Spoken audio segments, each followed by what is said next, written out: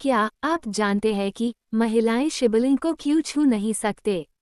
तो आइए जानते हैं। कैलाश पर्वत की गोद में जब ब्रह्मांड की सृष्टि चल रही थी, तब भगवान शिव ने अपनी अनंत शक्ति का प्रतीक शिवलिंग रूप धारण किया। ये रूप न तो केवल पुरुष का प्रतीक है, न ही केवल स्त्री का, बल्कि यह शिव और शक्ति के मिलन का चिन्ह है। शिवलिंग का ऊपरी भाग शिव का प्रतीक है, जो सृजन का बीज है, और नीचे का योनिपीठ शक्ति का प्रतीक, जो सृजन की भूमि है। इन दोनों का मिलन ही संसार की रचना करता है।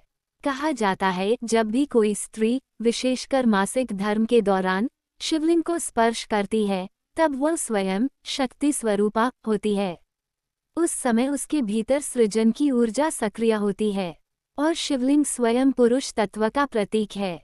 इसलिए उस अवस्था में शिव और शक्ति दोनों की ऊर्जा एक साथ आ जाती है, जिससे ऊर्जा संतुलन भंग हो सकता है। इसलिए परंपरा बनी कि स्त्रियां उस काल में शिवलिंग को न छुएं, बल्कि दूर से भक्ति करें, जल चढ़ाएं और ध्यान लगाएं। ये किसी भेदभाव की परंपरा नहीं, बल्कि ऊर्जा विज्ञान का सिद्धांत है, जहां शिव और शक्ति दोनों की शक्तियां संतुलित रहनी चाहिए।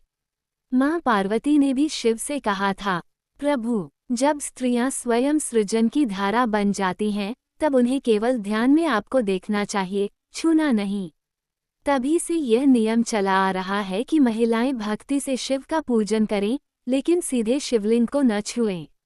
शिवलिंग की यह परंपरा केवल आस्था नहीं, बल्कि ऊर्जा के विज्ञान और सृष्टि के रहस्य से जुड़ी हुई है।